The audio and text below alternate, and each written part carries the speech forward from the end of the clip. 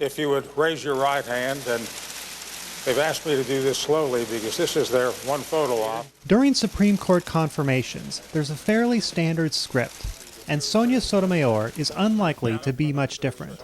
I do. And I look forward to working with the Senate in the confirmation process. Generally, a candidate won't pass judgment on past decisions.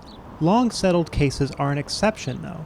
For instance, nearly everyone has endorsed Brown versus the Board of Education, which barred segregation in public schools and condemned other cases rooted in bigotry. That Dred Scott was the wrong decision for its time. The path onto the court is to strike a balance between appearing knowledgeable while declining to discuss specific legal issues which may reach the court. No forecasts, no hints.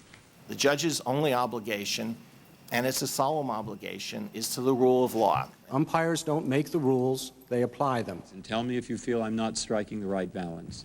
Further back, the examples have been more varied. Robert Bork talked in detail about his judicial philosophy, much to his regret, while Antonin Scalia refused to comment even on almost 200-year-old decisions.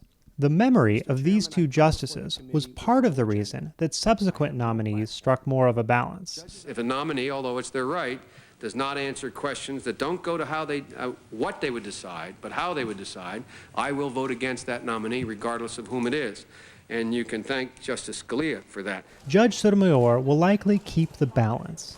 On the Judiciary Committee, many members will be the same as in years past, and the questions will likely touch on a range of divisive issues, from abortion to race to the right to bear arms. Her answers, more likely than not, will avoid specifics. I firmly believe in the rule of law as the foundation for all of our basic rights. One exception may be when the discussion turns to biography. Like Justices Clarence Thomas and Samuel Alito, she will probably talk about her modest background, and she will almost certainly note that she would be the first Hispanic justice. Que todos mis sueños desde pequeñita han pasado.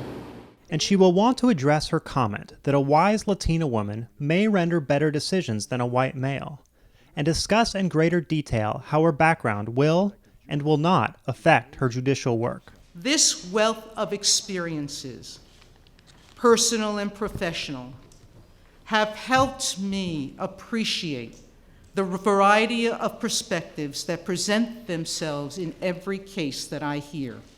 One part of her biography, her service on the board of the Puerto Rican Legal Defense and Education Fund, will also figure in the hearings. The group's positions have recently become controversial, and the line of inquiry may also be interesting because, in the past, prejudicial work and writings have often been fruitful areas of inquiry.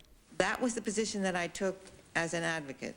I have expressed in my writings sometimes some criticism. People on both sides say they expect Judge Sotomayor will, in the end, get confirmed, as long as she sticks to the script.